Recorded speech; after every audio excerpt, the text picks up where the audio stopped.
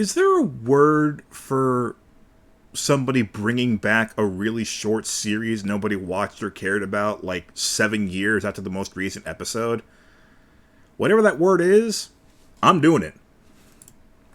Hey! Oh, hey. You like this? I live in Browns country now. Last time I did one of these, I still lived back in Southern California. I am still a Raiders fan, but needless to say, a lot has changed since the last time I did one of these. It was 2019. I haven't done one of these since the plague. And here I am supporting the local team who is very obviously tanking. Because they just traded away the best player the franchise has ever had since returning to the NFL. Anyway, enough about that. So, I'm aware that Madden has come back to the Switch 2. You know, I only have a couple of Madden games for the Wii because I never bothered to get any Xboxes. So, we're stuck with the, shall we say, limited technology of the Wii versions of the game. But I may be bringing the series back somewhat soon in much better fashion because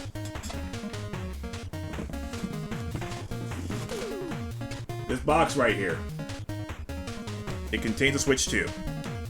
So chances are I'm going to be getting a Madden or two on this system, and we can have a lot of high quality fun. Or at least as high quality as it gets for an EA game. The reason why I'm still doing it here with the Wii versions is because I'm actually kicking off a series of live streams on Twitch where I'm gonna say goodbye to my Wii U, probably for good. And that includes obviously all my Wii games, which would include the Madden games. And yeah, basically I'm making room. I'm sending the Wii U off as well as I can so that I can make room for Switch 2 coming right up. I was going to have Switch 2 for my birthday, but then I heard that the price was going up, so I figured let's just get it in advance, and we'll do this with the Wii U now and play the Switch 2 later. And by then I'll be 31, so yay.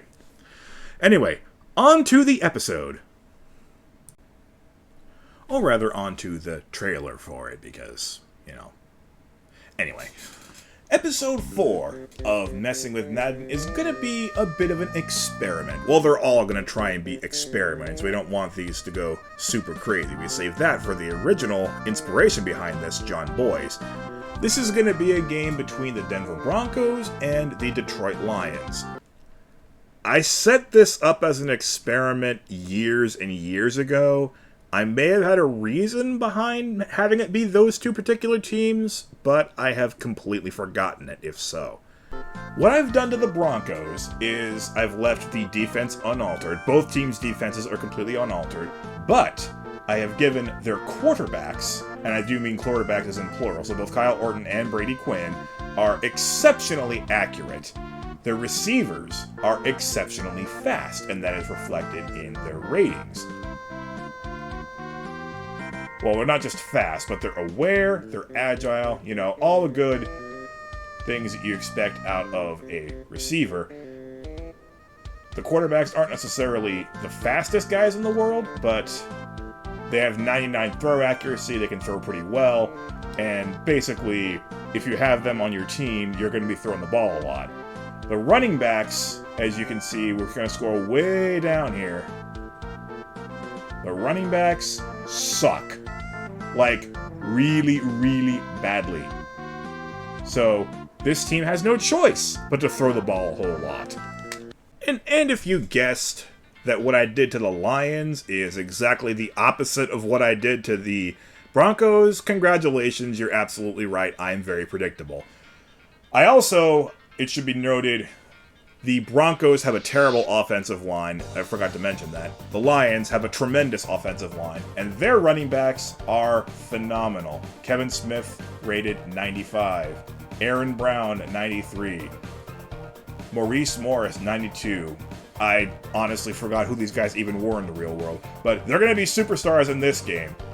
Receivers, quarterbacks, not so much. Ugh. Feels so dirty to give Calvin Johnson a 30 overall rating. Ugh. However, there is one little caveat here. Drew Stanton here and the other quarterbacks of the Lions, they can run. They can absolutely run. The quarterbacks are running backs too.